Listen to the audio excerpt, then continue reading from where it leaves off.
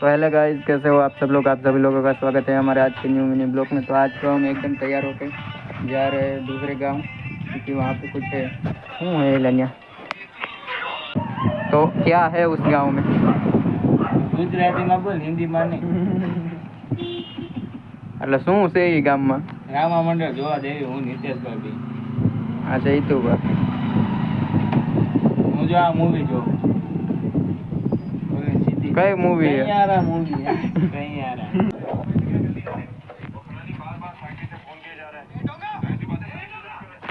तो पता नहीं ये कौन सी मूवी देख रहा है, कुछ समझ में नहीं आ रहा है।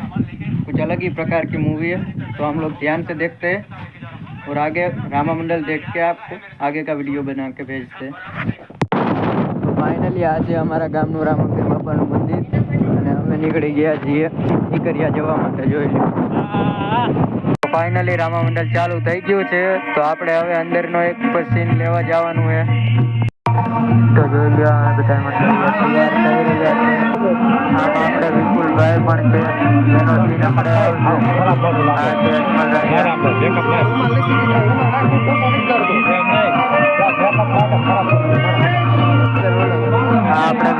વિપુલભાઈ અને આ છે આપણે વિપુલભાઈ। જોઈ લો, વિપુલભાઈ સગુણાબેન નો રોલ લે છે।